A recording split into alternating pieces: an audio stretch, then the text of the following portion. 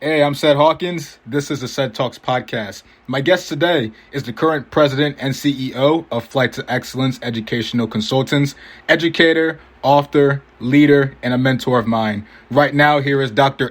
Newsome Jr. Dr. Newsome, welcome to the show.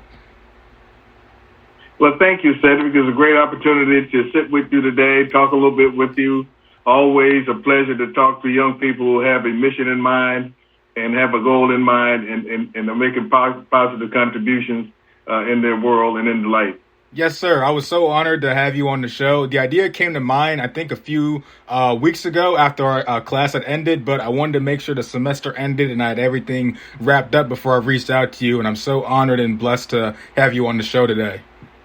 Okay, thank you. Right now, talk to me about Flight to Excellence, the program that you have, that you established. Talk to me about its mission, why you established it, and, how did that really impact and change your life creating that? Well, the Flight to Excellence mindset began when I always thought about children and education in general, and thought about so many things that we were seeing wrong with education, so many things. People talk about the negative things that students are doing and talk about families and homes and all those kind of things. And a lot of good things are going on. And so I wanted to sort of find out what would bridge the gap between the negative or the kind of conditions that we're in our society and education, with families, with communities especially, and as we look at the world, and what would families need to do, students need to do, society needs to do, the government, agencies, business community, what would need to happen to bridge the gap so that young people could have a productive life, when they grew up. So with that concept, I began the organizational thinking and, from a professional standpoint, what would I need to do in terms of building the capacity of other people to think in terms of excellence for our youth. And then that just began to move forward. And I created a business, a LLC under that moniker. And then during about that same time, Cedric, I began to put that to paper and decided to write a book instead of doing a series. And, because I required that book for you in class. Yep. So I began the book, and then I began to. So when people ask me that, I think it's a great title because some people question, do I really believe, or can anybody really expect excellence to be the moniker for all students and for families and communities? And so, and then I began to pursue that with the consulting kind of thing, and then just speaking to people and mentoring and those kind of behaviors that came along with the whole Flight to Excellence model. That's great. I think that you created something that was wonderful, and it was a great solution to an ongoing problem. And that's something that we always talked about in class was, yes, there are all these problems within the educational system, but what are we doing to fix that and combat that instead of always just talking about it and talking down about the children? What can we do differently to promote them for success? So I think that was a great example of, utilizing that example of, there's something going on with the kids, there's something bad. What can we do to fix it? It's Flight to Excellence. Right. It's creating programs and opportunities for children to learn and help them succeed. Right. Thank you. Good you mentioned that because, as I used to hear me say all the time, and I continue to say to anybody that will listen, if you identify an issue or a problem, because you heard what the issue is, now you have a responsibility. And I used to tell you that one of the cliches that was a person said many, many years ago is that all that is needed for evil to prevail is for good men to remain silent. So unless you do something about it, you've heard the statement before, if you're not a part of the problem solution, you are the problem. You're not a part of the problem, but you are the problem. Yeah, exactly. I think that's such a great thing. And it goes beyond education also. Whenever there is an issue, regardless in life, there's always a solution and there has to be a way to resolve that issue. You can't just stay silent about it. There's always a way out, always an answer. So I think that was such a great analogy that you made. And I wrote that down too, the last thing of class too, when you said that quote, I wrote it down. I always try to look at it as best as I can, just to Right. be an advocate, use your voice whenever Yeah. possible. Yeah. With the pandemic and everything that happened and started March 2020, of course, it's 2022. We're still going through those issues. How has the pandemic impacted you personally and also professionally? Well, from a personal perspective, as you get older, you're thinking about, and I'll speak a little bit more to this, and you've heard me talk about legacy. What is our responsibility? What do you want people to say about you at the end of your career? But from a standpoint of personal, what will be your contribution in life? What will you leave to the next generation? And so the older that you get, since Cedric, that time, you expect the timeline to sort of decrease, you really begin to focus more and be more intentional about what you say to people, how you conduct yourself, how you take care of yourself mentally, physically, and spiritually. And so I think the pandemic has sort of, highlighted and sort of that focus on what do I do now? What is my contribution? How should I take care of myself in those three domains, as I move forward in my age? And so I think, even though I think you've heard me mention a lot about personal reflection, I think that's done a lot. Look at the loved ones and other people that are getting sick and all. So you want to be in a place to be able to make some contribution. Now, professionally, I think it has enhanced and sent me into, in my career, as you said before, I've done a lot of things. But as a professional, I begin to think, how is the pandemic impacting other educators? How is the pandemic impacting families? And how is the pandemic impacting children in terms of, is there anything good that comes out of it? And there are some good, because children that are high impact with poverty have had a chance to have ownership to a degree of technology. And they've been able to interact and have access to things that they would not have had at this pace had there not been a pandemic. And so I think that's good. On the other side, I think it's going to push school reform in terms of putting the kind of accelerating the services within the schoolhouse, like for psychologists, for social workers and other workers who can mediate or mitigate the kind of loss that children are going through psychologically, emotionally, and instructionally, academically because of this pandemic.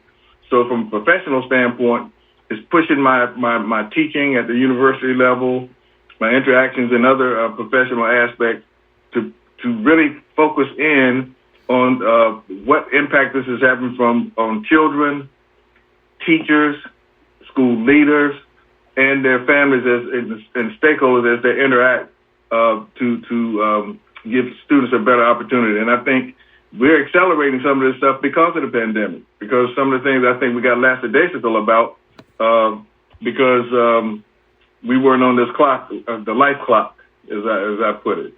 Right. I think that's such a good thing to be able to take the perspective off of you and to be able to look at other people and how other people have been impacted by the pandemic and what you can do differently as an educator or as a person in general, or just to help fix the issue. And I also like how you touched on the kids in poverty also who are going through the pandemic and some of the positives and negatives that they're going through, especially the positives, because you've seen more of, I want to say, a more positive way that we're looking at them and we're helping them out and we're giving them the resources and the tools that they need to be successful. Whereas, let's say, if we weren't going through the pandemic, they may not have had those opportunities to have technology and be able to use that. So I just think that's just such an incredible thing that the pandemic has. It's had positive impacts and it's also had negative impacts, but you can't really diminish those positive impacts due to the negatives, because of course there's going to be negatives, but the pandemic has created some wonderful opportunities within the educational field, even though it is difficult being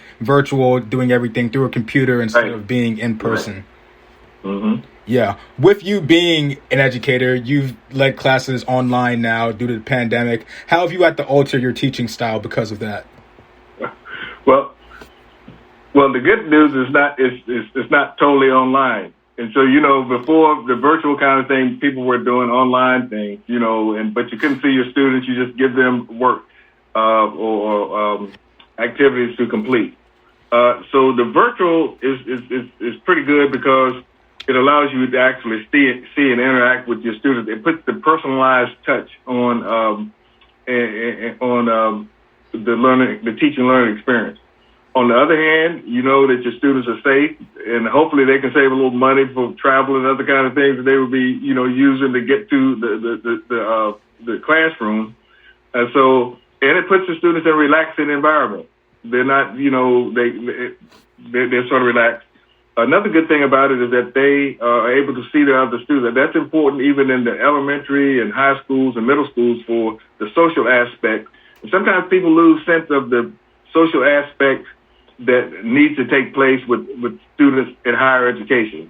College students, they need to interact to see each other. They need to hear what other students are saying.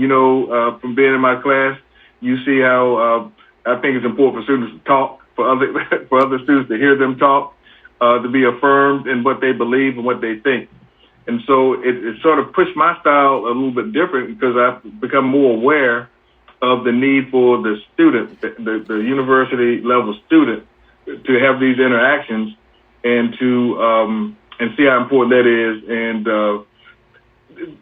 to be able to be, I think, a resource for students who are going through really tough times because of the pandemic themselves. I mean, the students have their families.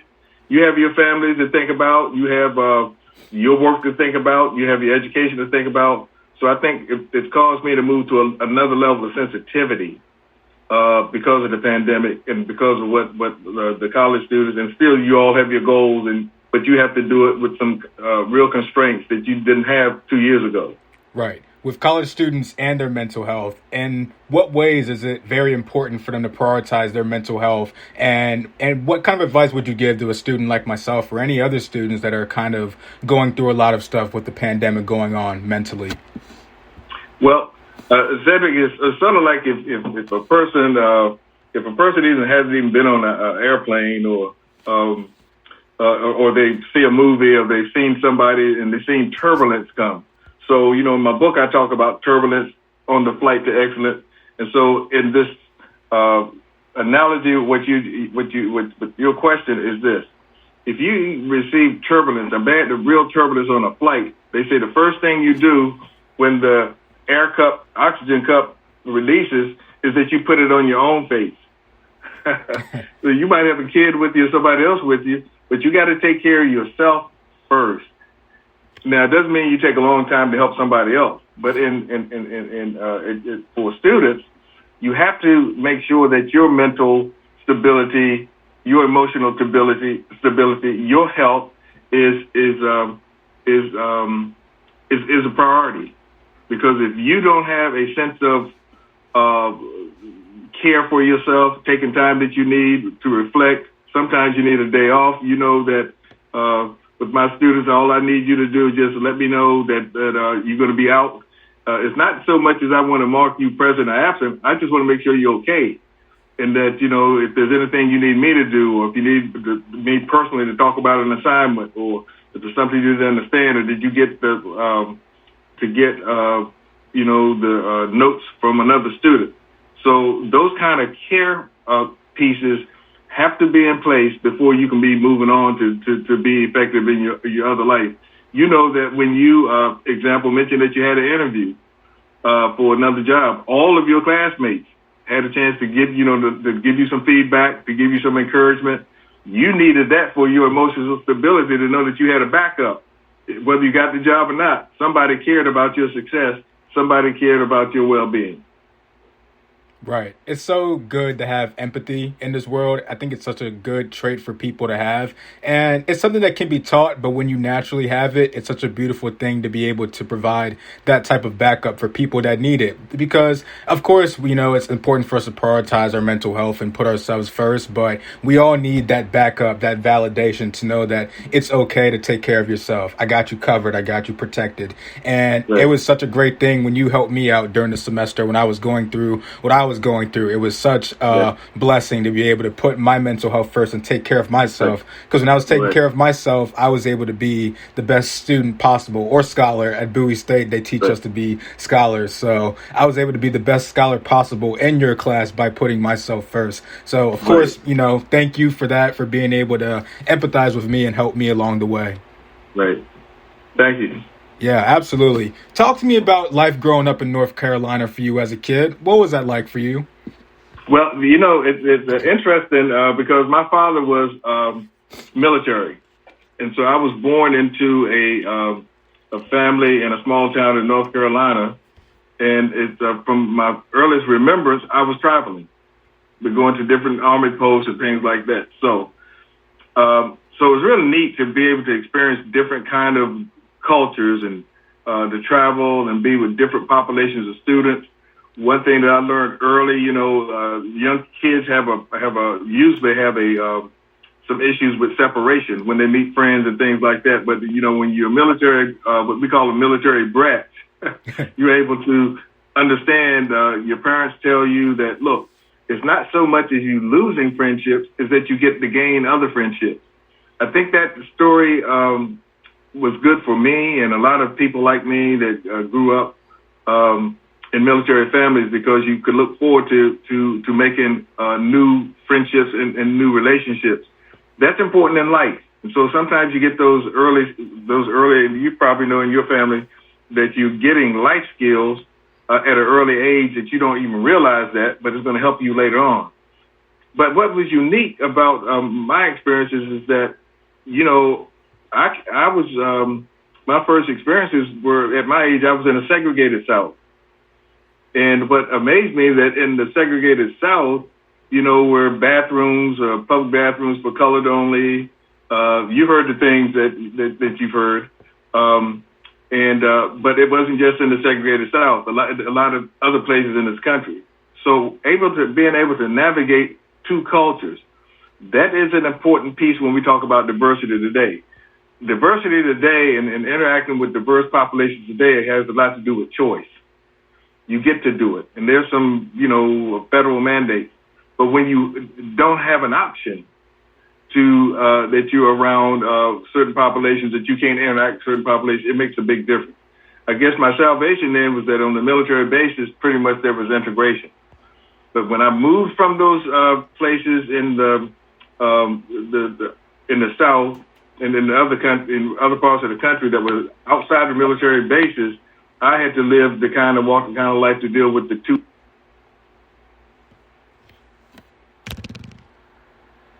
Those kind of things. So, but I learned a lot, and I would say that my contemporaries, I was a little kid, and I was, I think, in first grade when Brown versus Board.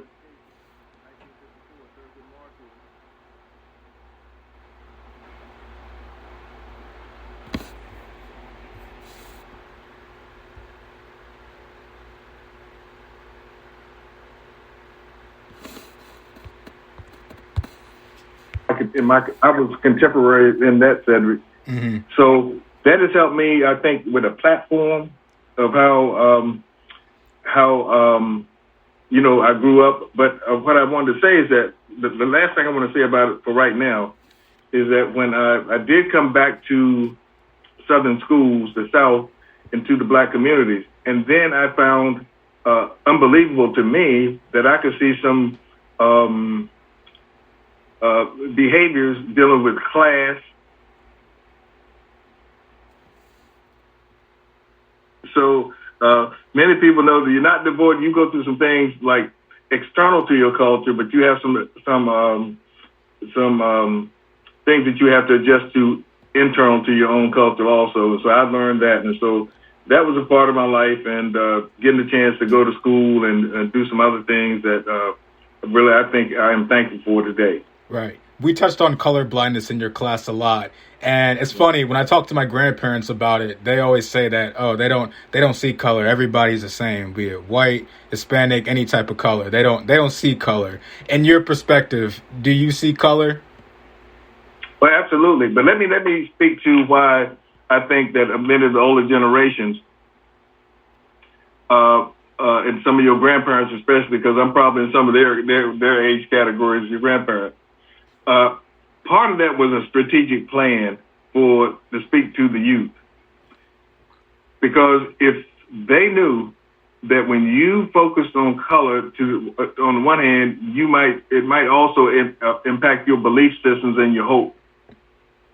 So when you is that I believe certain things are possible to you regardless of for color. So those statements about color blindness was more about, look, I don't want you focusing on that because you might not see that you have to work twice as hard or those kind of things. We're just 40 or 50 years away from slavery or, those kind of pressures and stresses in life. Now, pushing that forward, once some of the doors of opportunities and things open up, color blindness takes on a different kind of connotation because it really helps a person see that in spite of some of the things that have happened from a standpoint of education, political, job opportunities, that you still have to look at yourself and see yourself as who you are to appreciate what you bring to the table. Right. And so if you don't see that, you begin to fall into a society and thinking that you have opportunity that you don't really have. Because of some of the other things. So I give some of the older generation a pass, Cedric, because when they said that, they were trying to sort of like, no, I don't want you to get straddled with that. And now today when we say that, in the last 20 years, we're saying that it has a little bit different context. Right. Okay. That makes sense now. Makes total sense. As a student, when you were going through school at the primary and secondary level, did you have interest in your education? Were you invested in it? Because I know a lot of people who are younger, of course me, I fell into that category, wasn't really interested in school, wasn't really as invested in it, not until at least I got to college. But during your younger years, throughout high school, middle school, were you invested in your education? Well, I think what happens, and as I would say, and as in my book, I talk a little bit about this. Well, I talk an awful lot about it. It depends on where you are in your home setting. Your early home setting has a lot to do with your perspective. And even when you are disobedient to your parent or you act like you're not listening, parents still today have probably 70 to 75% influence on their children's mindset for success. Even when they act like they're not listening, even when they do things contrary. And so my mother and my father put a lot of emphasis on school to the degree, they didn't say you have to get A's, but their behavior was like, did you do your homework? Let me see it. Those kind of things, not just did you do it, let me see it. And it actually, I was thinking about, so that was always, the thought in my home. My father, I'd had to do this with my brothers and my sister, had to do the Sunday drives, which we hated. We didn't realize they were trying to get us acclimated to see other things, to see different things, because that was our field trip. So you talk about field trips in school. When your family does those kind of things and get you exposed, you sort of come up with sort of some thoughts and dispositions that are sort of bred in you and sort of, I won't say bred as much as conditioned. And so the people, when they expose you to books or magazines, my parents didn't have a lot of money, but they could get magazines. And so we looked at magazines. They could make us, they didn't take us, they made us go. And so, the army like my father. Actually, my mother came home. She was a.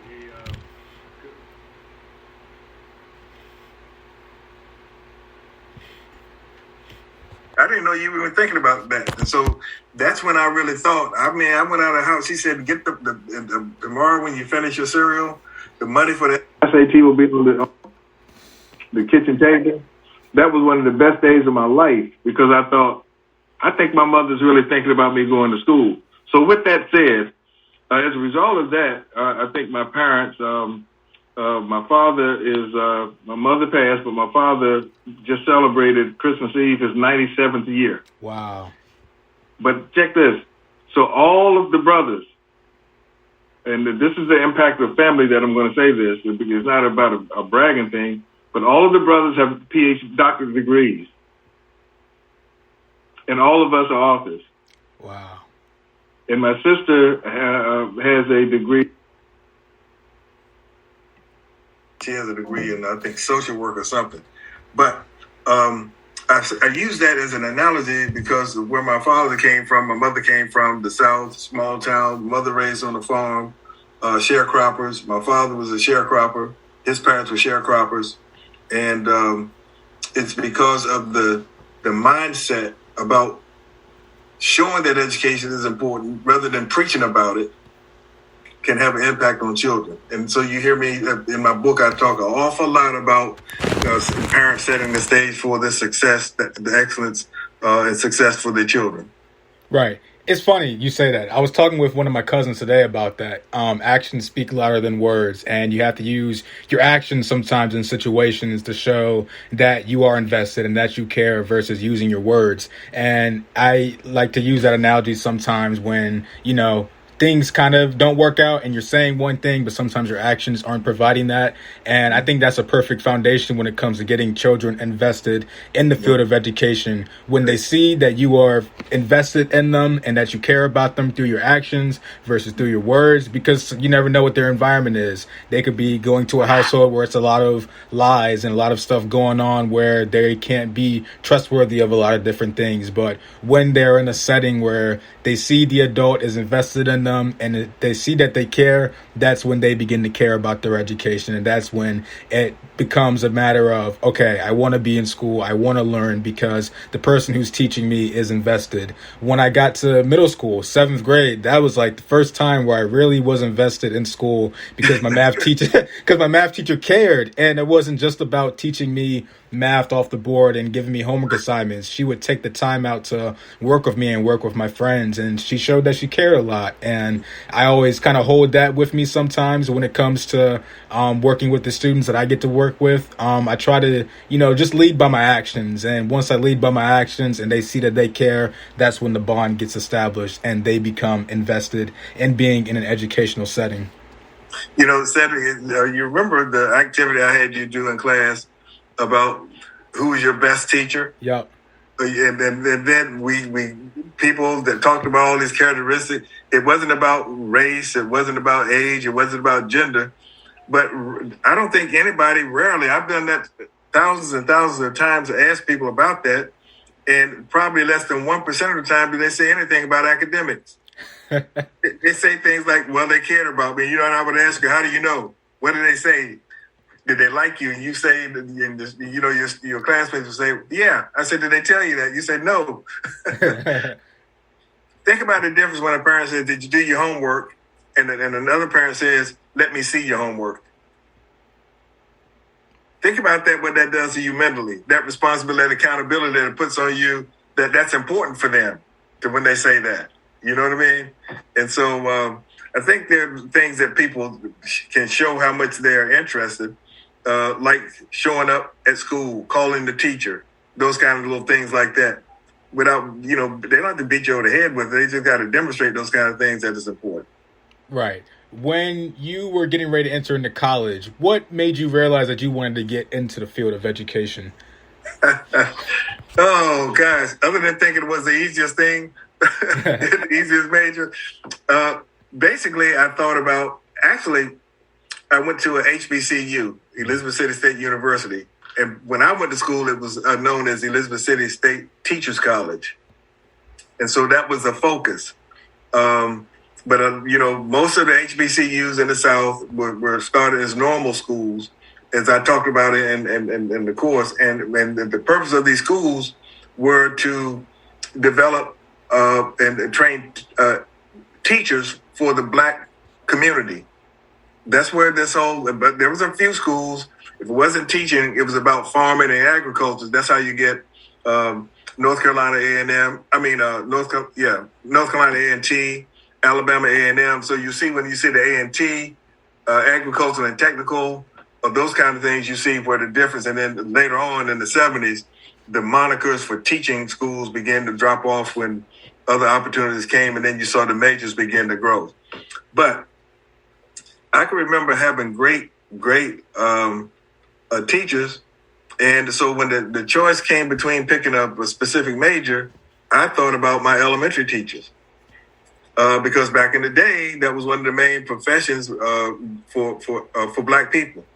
That was one of the most respected professions, educators, because they, said there just wasn't other opportunities. And so a lot of opportunities. So with that in mind, I figured somebody says to me, well, look, if you're a teacher, you have a chance to impact all the professions, no matter what people do. And so that was leading me to this whole idea of education. And then in my mentors and people, as I mentioned to you, I think one time before in the class, that directed me to not just elementary education, but to early education. And I think that's one of the best things that ever happened, because I began to understand the needs for foundational support for young children by male teachers. And so we get into, as I get into conversations about the social, emotional, those kind of impacting things that models do for young children, I think that's important. And then it's important to be able to push that on through the grades from early childhood right on through high school and college. Right. It's good that you were able to come to that realization that you wanted to make an impact in the lives of young children and be able to transform their minds and just show them that, a young man or young Black man can be in that type of position in their life. I think that was really cool. Well, if Cedric, that sort of chuckles me sometimes, because I was okay with the elementary education, but then when I went into service and came back and had to go back to finish a year, my wife and some of my professors pushed me down to early childhood, and I thought I was a paratrooper, jumping out of airplanes. I played football in high school, so my mindset was like, wait a minute. It's good enough for elementary, but these little kids, I don't know if that works. But I listened to the people, and as I said, that was one of the best decisions I think I've ever made, educationally and professional, to go down to early childhood and then build back up. Right. During your time in college, whether it was with your bachelor's, your master's, even at the doctoral level, what were some of the skills that you acquired during your time as a college student that helped you become successful? Well, I think some of the, you have the capacity so you already, have a degree of intelligence, and those kind of things, anyway, when you go to school. So I'm not thinking that college and universities make you more intelligent. What you get to do, they give you access to information and access to opportunities and those kind of things. So the things that I think I've learned best, and I always tell the students to stay connected to each other, is those communication skills, socialization, respect, those things that come from your home. You bring that into the college setting, and you get to appreciate people from different backgrounds.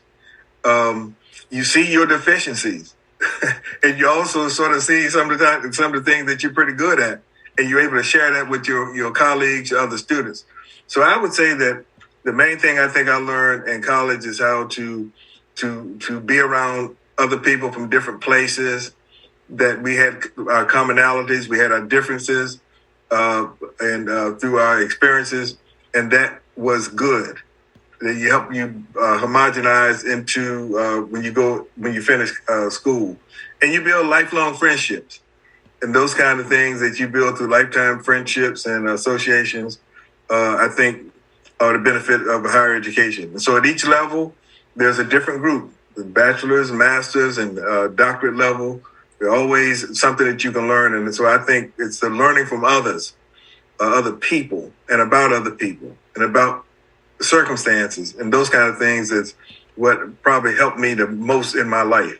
Right. It's crazy to think that I've been in school for like 4 years now, and some of the greatest lessons I've learned during my time in college have been through networking and talking with other people and trying to pick their brains, whether it's been my classmates or my professors or, family members and whatnot. Just being able to network and use, those skills to communicate whatever I needed and stuff to help me along the way it really helped me out along the way. And I never realized that I needed that a lot because I like to do things on my own. I can be stubborn. I can try to be independent. But it's like when I open my mouth and I actually decide to communicate with my classmates or communicate with my professors, it really helps me grow along the way. And it sets me up for success by networking with people who know more than me. So that way they can help propel me to the next level.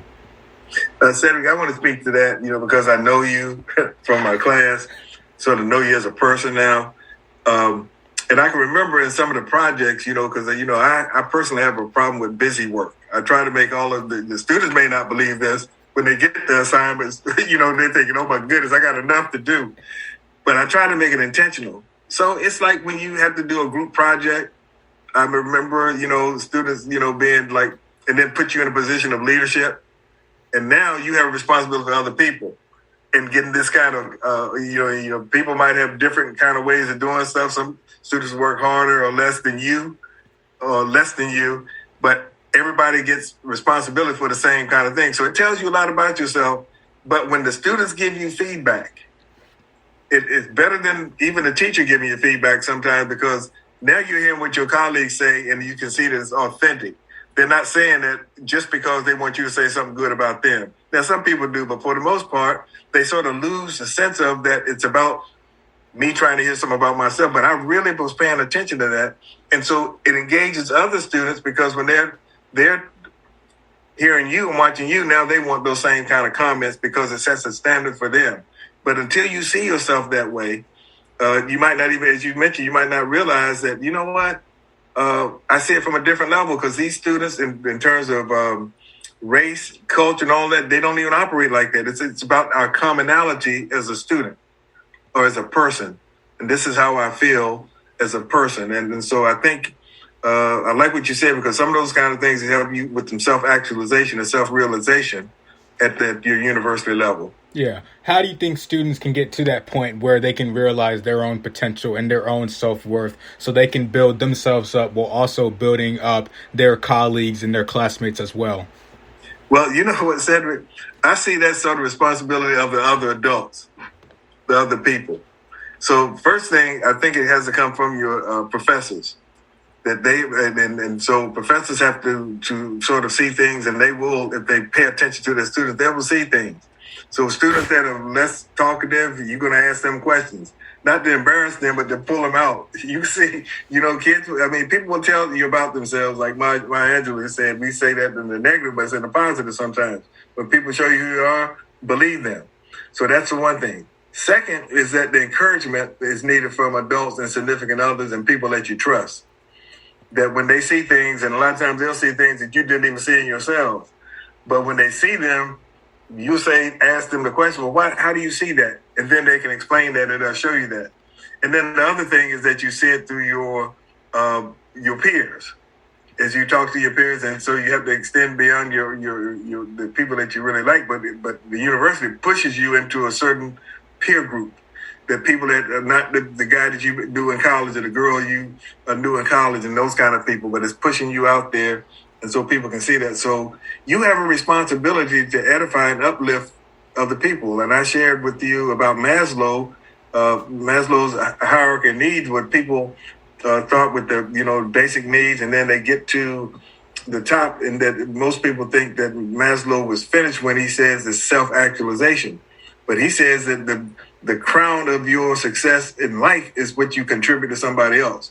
So we have a responsibility to look at other people and try to show the best and help them see what's in the best of them, rather than always telling them, well, Cedric, you don't do that right. You didn't do that right. You should have done this. What about what Cedric does well, to highlight that, to give you the confidence of things that you see that Cedric may not have been aware of? And so now we become our brother's keeper. because we should be looking for what is the best in other people. Mm-hmm. With great power comes great responsibility, and it's up to us to continue to elevate others and help them get to the same level we're at, and just continue to build each other up. That's right. Yeah, you got it. Absolutely. Shifting gears from that, you have your doctoral degree in educational leadership. What made you want to achieve higher within the educational field instead of just staying at one level field with your bachelor's or your master's? I had a grievance one time in the educational system, and the grievance pushed me to be talking to this the deputy a deputy who was the head of HR. So when I'm talking to him, he told me, he said, Mr. Newsome, he said, you're going to lose your grievance case, but I think there's great potential for you. And I was like, what? I didn't even come to your office to talk about that. I was just going to be put my grievance in. It was a salary grievance. And he started talking about me as a leader. I'm thinking, where did this come from? And then he said, when you get your terminal degree, you'll be able to make a different kind of contribution. Cedric, at the time, I had never heard terminal degree. I'm thinking, what is that? Matter of fact, I didn't even ask him. I left his office and asked somebody, what is a terminal degree? And they said a doctorate. And I was like, he's talking about me having a doctorate degree. I haven't even finished a master's degree yet. I'm just trying to get some. And that was the evidence. It made me sort of so stunned that somebody that I saw as authority, seeing something in me that I hadn't considered for myself, that gave me a type of enthusiasm. Not because I all these classes and money that was going to be in front of me to have to pay for this education, but that somebody had thought about something and seen something to me that I hadn't even considered. And so that is, I think, the impetus for this thing. But along the way in leadership, it came to my thought that I can probably have more impact on the people who deal with children, who work with them or lead them, than with the children themselves. Because it's the same sort of analogy you've heard, that if somebody's hungry and you give them a fish, that's a fish. It satisfies them from one meal. But when you teach them how to fish, they can go on and on and on and on and on and get many meals. So I see as leadership, as a leader, just imagine the children that can be impacted by the teachers or people that are going to be teachers are going to be leaders. And so my impact on the lives of youth, it goes, it's 1,000-fold to the numbers of students that I could reach. And so that's where I do, the teaching leaders or working at the university and those kind of things, that I feel like the legacy track is accelerated. And sometimes you sort of have an idea of your legacy. Sometimes your legacy unfolds as you move forward towards it. Wow. That's wonderful how that one conversation with that one man that you were speaking to spoke life into you and shaped you on the right direction to where you were supposed to be as a leader who mentors other teachers who in return teaches those children. It's almost like a cycle in a lot of ways, where you're right here and then you teach the ones who are at the bottom and you're elevating them to get to where you're at, and they're teaching the children at the same time. So it's nice how things play out in life, where just one conversation can just change the whole meaning to what you are striving towards. I like that how you capture that, Cedric, because, to me, that really means a lot, because people need to understand, you want them to understand how impactful their life can be to somebody else. And you don't really know it. And it's not like it's something you say, okay, everybody I see, I got to sort of hit them with the real punch about life. It's not about that. It's that if you're authentic and you are reaching out to people, people have asked me, when I mentor people or work with people or collaborate, they say, well, what do you expect out of this? And I do. I said, well, I do have an expectation. Matter of fact, if they don't ask that, I'll say, I got an expectation out of working with you. And they'll say, what is it? And I'll say that you need to do somebody else that way. And if you do somebody else that way, somebody else will do somebody else that way. And that's how you can contribute to life, so you be intentional. So if I spend my time with you, it's not going to cost you a dollar figure, but I want you to be able to give back to somebody else. And so I want to set a model for the people that you work with, because when you make a contribution, you want people to know that somebody needs them. You will meet people I never meet. Mm-hmm. I don't know the people that you meet, but our interactions will help you with that. You know what I mean? And then they'll meet people that you never will meet, and it goes on and on and on, that cycle. Yeah. Evolution. It's almost like Darwin's theory. No, it's not Darwin's theory of evolution, because we're all not going to die off or nothing like that. Yeah. But it's evolution. It's just evolving and expanding on those principles and those lessons and being able to teach that to the next generation and the next generation. No different than, a great grandfather, laying the foundation for his family. Right. Yeah. Shifting gears from that, what was by far your most favorite group that you've ever worked with? Oh, God. Cedric, that's one of the hardest questions I've ever asked, and so I sort of hedge on that. And it's funny because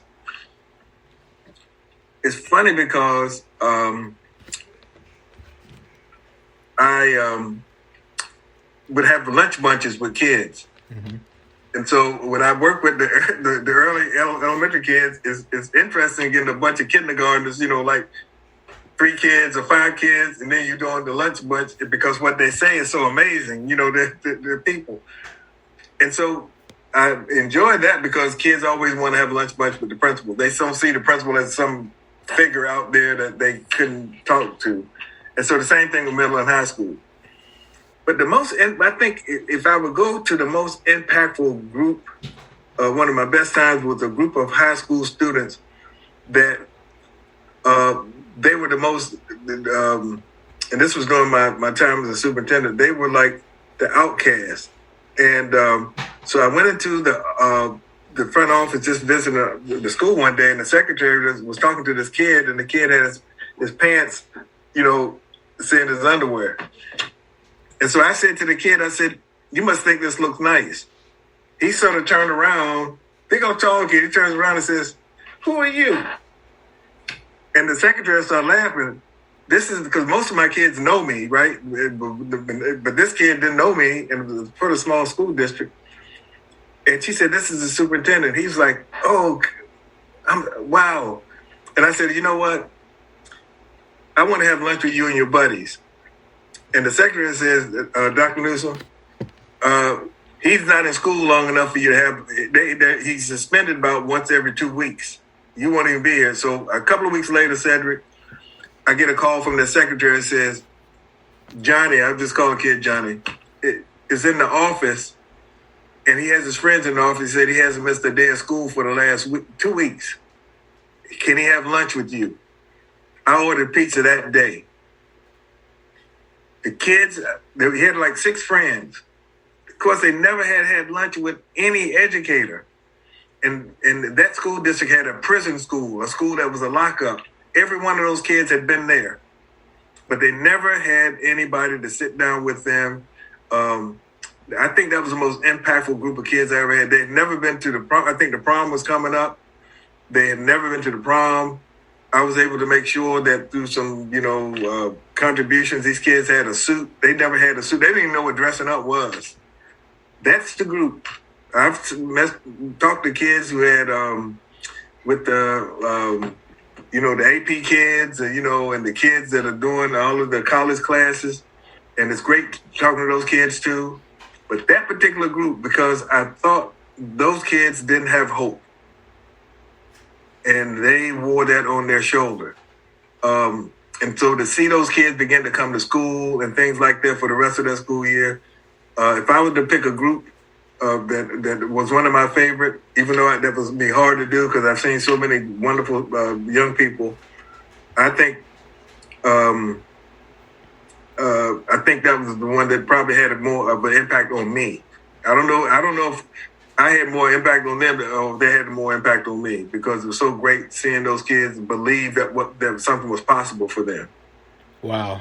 That teaches me and that encourages me also to reach those students that are deemed the bad ones or the complicated ones, because you always look at the ones that are well behaved, that are really good and they behave well, and you think, oh, these are my model students, these guys are great. These students right here, nah, they're not going to succeed. They're not going to be anything. And I feel like when you put that label on them, then that teaches them that, we're not enough. And that lowers their self-worth and it lowers their self-esteem when you have to be reaching down and building them up. With the new job that I have now, it's taught me to work with the ones that are more complicated, their emotions are a little bit higher than the ones who pay attention well. But it's taught me to work with them. Like one story I'd like to tell. One girl, she did something at recess and did something she wasn't supposed to do. And one of my coworkers just, got on her, just yelled at her in front of all the kids for doing that. And she was upset about that. So we're sitting walking outside. I'm like, hey, are you okay? And she was like, no, so-and-so always yells at me when I do something wrong. And she never listens to me. And she was like, well, hey, I'll listen to you if you ever have a problem. You can just come talk to me. And this was probably my third week there. And through the entire time, she was giving me so much just crap since I started there. But it was based off that one conversation, that one interaction where I spoke with her one-on-one and showed her that I cared about her and I listened to her story. And now me and her are like buddies now. Every time I come in, she's always saying hi to me and everything. But, that teaches me to work with all students of all backgrounds, not just one student who, has one issue or the one student that does well. Reach all of your students. Yeah, that's it. It's crazy, I love, working with kids, and I'm so glad that I've been able to find my calling and find my purpose in a way with mentoring, young children and trying to build them up, build up their self-esteem before I send them off to the next grade. It's such a good thing knowing that you're making such a positive impact on somebody's life and that you're growing yourself as an individual. And that same student will be telling somebody else that story. Yep. One day. Mm-hmm. Crazy to think about. Shifting gears from that, with your positions that you've had throughout your educational career, you've been an assistant superintendent, the principal. Is that something that you recommend for teachers who are in the classroom to go beyond with what they're doing now to reach those leadership positions? Well, Cedric, I used to see people who were dynamic teachers and thought, oh gosh, they should be in leadership. Some of them should have been in leadership. And so you help them and you help them towards that track on leadership. Some of them, you should let them stay where they are because they, they really have a knack for teaching. So part of what my responsibility is and all our responsibility is to help be a part of people's discovery in the profession. It's like I told you. You probably, like all of you in your class, was going to just trying to get to your degree to be teachers. But I'll say, okay, Cedric, you might do this 3 or 4 years or 3 or 5 years, but I see leadership in you. So as much as you might like teaching, one of these days, I believe that you're going to move into the different status, okay? Because there's the people that you need to impact going to be beyond those your colleagues. And so that's not an ego thing. It's just the way it is, because by being around thousands and thousands of leaders, I've seen that, I can see sort of potential in people. So I think we have a responsibility to help people. If we see things, help them discover. So that's one of the things that I felt good about being able to do, is to put people on that leadership track. Many of them are leaders, superintendents, and things like that today.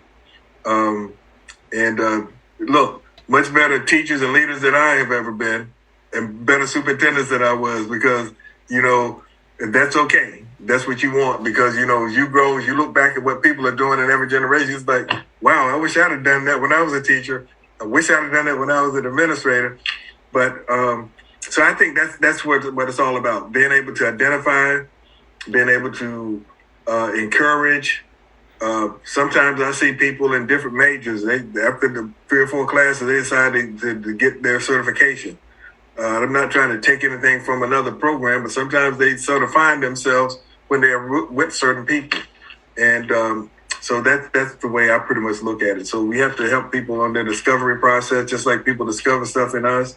We have to be in that discovery process. Right. It's important to, utilize those skills and talents that an individual has to reach their potential and get to that next level that they're supposed to be at. My grandfather always tries to teach me and, my cousins that also with, when you're blessed with certain talents and certain gifts, you have to use those to get to the next level. And you can't always stay at the same place that you want to be at because that's not where you're meant to be at. And I think it's important for, leaders and anybody when you see somebody who has positive abilities, positive traits that they may be suited for a certain position in life, that you bring that up to the surface and you try to encourage them to get to that next level, because we're all meant to be happy. We're all meant to be, utilizing our strengths and our potential. So I think it's good that, you see that in young people when you see it and you try to pull that out of them. Cedric, think about this. Let's say you have some gifts and talents and you're on an island. What good are your gifts and talents? None. So your gifts and talents, when you really think about it, is for other people. Right. You get them, but it's for you to give to somebody else. That is the most, most people like, oh, I get this gift, it's all about mine. That might be somebody, if they give you a pair of socks or a necktie, it belongs to you for you to wear. But when you wear the necktie, somebody else sees it, right? Mm-hmm. So even the gift that you had, somebody else sees it, or you use it on your job or go to church or whatever you're going to do. But our personal gifts, whether they be, and talents, it's really about somebody else. So what we identify, so when you identify your gift, that's what people are seeing in you. They're not just seeing your work ethic, unless your work ethic could be a gift in itself. But that's when you think about that whatever you have is the gifts of somebody else, that sort of changes the equation, doesn't it? Yeah. And it kind of almost like, what we go through mentally, also our inner turmoils, what we go through internally, mentally, is going to be for somebody else in the future who's going to go through the same thing. Absolutely. And yep. I'm starting to learn that too. I'm starting to, learn that. I've been on the surf for 21 years and it's starting to click. It's starting to hit me because now I'm helping other people who are going through the same thing that I was going through a couple months back or a few years ago. And I think it's just so great.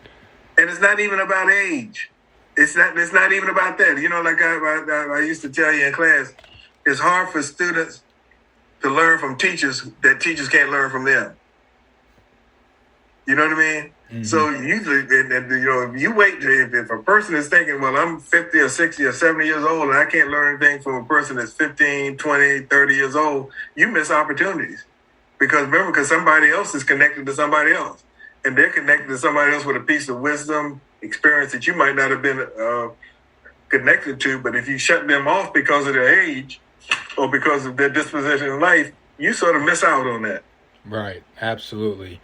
And your 30 plus years of teaching and working in the field of education. 45. 40. Wow. 40 plus. 40 plus. 40 plus. Your website, Flight to Excellence, it said over 30 years. So I was doing my research. Because the website's been there a long time.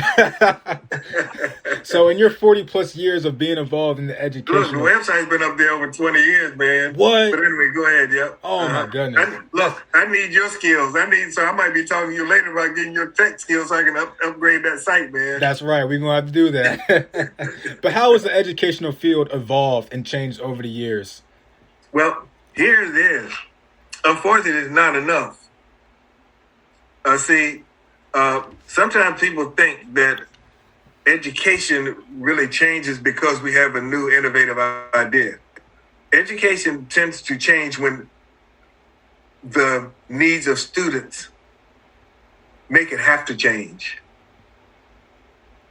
Think about that. It's like the pandemic, the needs for students. Now, we've been talking about, as an example, for the last 25 years, that every kid needs to have a personal device. And the answers to that have been, we don't have the funds for that. It's not a priority. So consequently, you have kids in like high poverty areas that cannot have the same access anytime, anywhere learning like other kids that have their parents have resources or can send them to tutoring and all these kind of things, right? One pandemic, all of a sudden, every kid in a system that has 2,000 kids or 50,000 30,000 kids, all of them have a technology. And they take the lunches to the kids and breakfast to the kids when they can't come to school. That's pushing that. So we have some things that are going on in society that push up very quickly in terms of scientific, social, those kind of things that benefit the general population. But we're slow about children getting it to the hands of children. So I think that we've seen significant changes, but I say not fast enough. Innovation is not fast enough for the engaging society.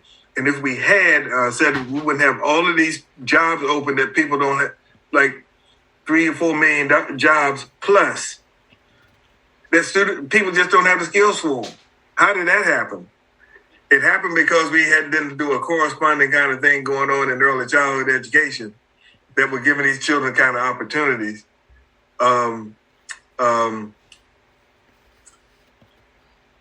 Look, when I was a kid, I'm going to really take you back now.